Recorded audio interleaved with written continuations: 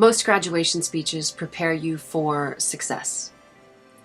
They prepare you for how to become successful in life. And I personally think that that is a colossal waste of time. You don't need to be prepared for success.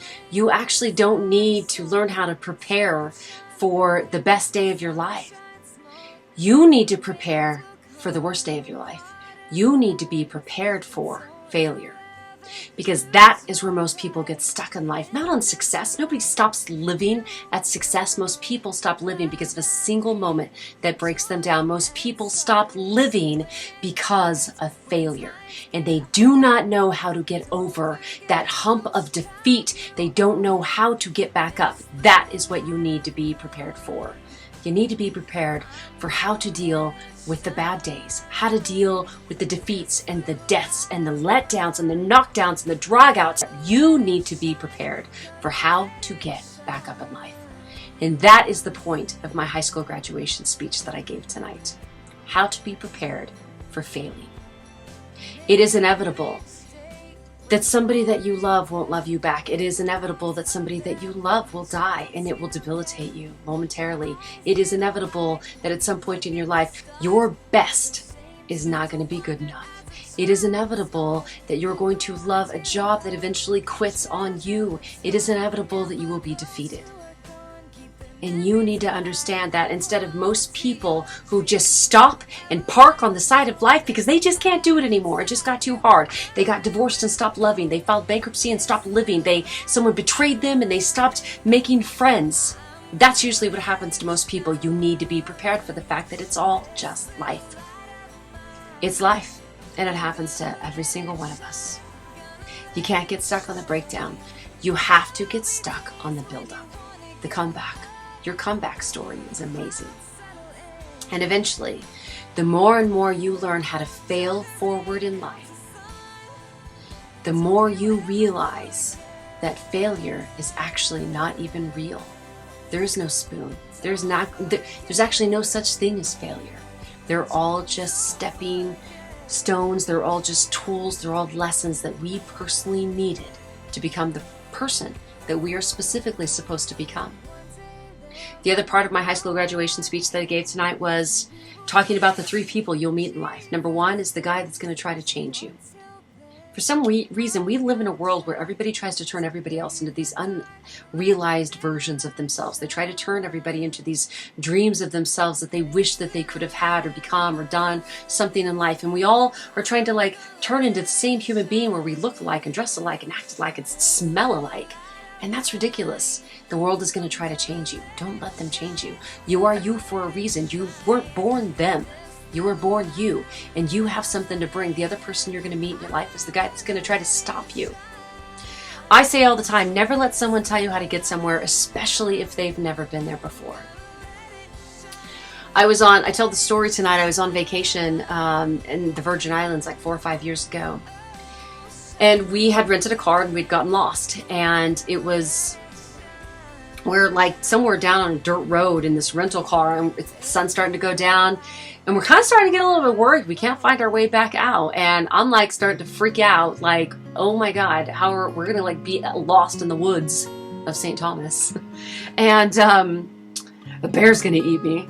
And all of a sudden, the car starts driving towards us, and I thought, oh, thank God. So we flagged these guys down, and we're like, hey, do you know how to get back to whatever hotel we're staying at? And this guy, full-fledged, just immediately starts right into giving me directions on how to get back to my hotel. In detail. Absolute, here's what you're going to do. And in the middle of him giving me directions on how to get to where I'm trying to go, his wife takes her arm and slams him back into the truck and looks at me and says, I have no idea on earth why he's giving you directions. We are lost, too. And we're trying to find our way back to the exact same hotel. So let's all find out together. The truth is that guy exists all over this planet. He is everywhere. He is in all of our lives, that person. There are people that will constantly try to tell you how to get somewhere they have never been. And most people will try to stop other people because they will try to implement all of their fears and all of their insecurities on you. You can't do it because they couldn't do it. You shouldn't do it because they could never figure it out. And they'll try to take all of their reasons for why it didn't work out for them and they'll try to put it on you. The guy that you're going to meet is the guy that's going to try to stop you. They are everywhere. The guy, the girl, They're everywhere. You can't let them stop you. And the other person you're going to meet is the guy that's going to try to define you. The words we speak become the house we live in. There is nothing more important than the titles we give ourselves. There is nothing more important than the titles you allow someone to give to you. Don't let them give you don't give people the power to put titles over your life. Don't give people that power over you. For our daughter, her entire life in public school, she was told that she had a learning disability. And prior to being told she had a learning disability, she would get behind in schoolwork and stuff, but she still was trying. She had a great attitude about it. And then all of a sudden she finds out she has this learning disability, and everything about her demeanor just changes. She starts feeling insecure about herself. She's unsure of herself. She's kind of stumbling, falling, and keeps getting more and more and more behind. And she starts saying things like she's not good enough and she just can't. And then there's the excuse creeping in. She has a reason for why she can't, because someone labeled her as learning disabled. And after a few years of that, we actually started telling her that the people that gave her those tests were wrong, that they were all wrong, that public school was wrong, that she actually didn't have a learning disability, that the people that told her that she had a learning disability are the ones that actually had a learning disability, that there's nothing wrong with her, she was amazing and she was brilliant. And within year one of changing her mind, she tested at grade level. Next year, she was taking geometry her freshman year of high school as an elective. She was on top of the world, like feeling like, oh my gosh, I'm brilliant. I am so brilliant. I'm going to push the envelope intellectually. We didn't do anything different. We didn't give her any tutors. We didn't change anything. We literally just changed her mind about how she was feeling about herself. Be careful of the labels people put over your life. The words you speak become the house you live in, and labels are super important. Do not let people have the power to label you ever. The truth is that success comes with irrational faith and your realization that you have unbridled potential. You can do anything you want to do. That's the truth. You truly can do anything you believe that you can do. You can do it all. You need to have relentless faith in your ability to do whatever it is that you want to do. And don't let the naysayers and the Debbie Downers and the neg heads stop you. Don't let the people that never got to do what you're trying to do stop you. Don't let those people try to steal your dreams and steal your joy away from you. They couldn't do it. It has nothing to do with you. And just say it out loud when they try to put all that onto you. That's not about me. That's about you. And there's a lot of people that will say things like, I can't see it. They don't need to see it. It's not their dream to see. You don't need to make your dreams dependent upon other people's ability to see your vision. You just need to believe in your vision. You know, I say all the time, you can drive all the way from Santa Monica, California, all the way to New York City without seeing more than just a few feet in front of you at a time. You don't have to see your final destination to know it's there. You never stop driving towards it because you never stop believing in it. It doesn't matter how many potholes you hit, how many road detours you may run into. You never stop driving towards that destination because you never stop believing in it. Never stop believing in your dreams. They are there. Never stop believing in your final destinations. They are there.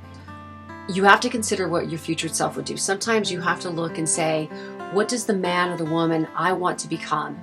5 years from now, 10 years from now, what do they look like? What are they doing? Who are they? They have more knowledge than you. They are more put together than you are right now. Draw from their strength and ask them, in any scenario in your life, what would my future self do? What would my future self do today in this situation? What does she need me to do today to make sure that she exists tomorrow? What would your future self do?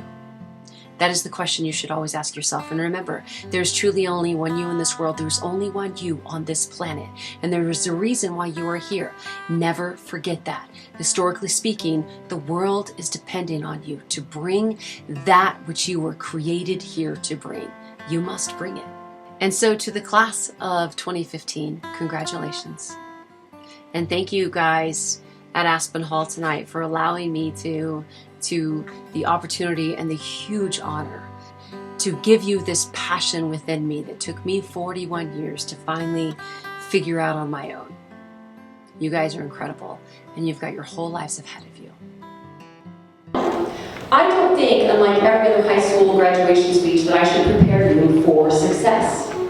I think preparing someone for success is a colossal waste of time because you don't need to be prepared for sex. I literally just said the words, you don't need to be prepared for sex. Listen to me. I'm sorry I said that. You actually all, look at me, all of you. You all need to be prepared for sex. I'm sorry.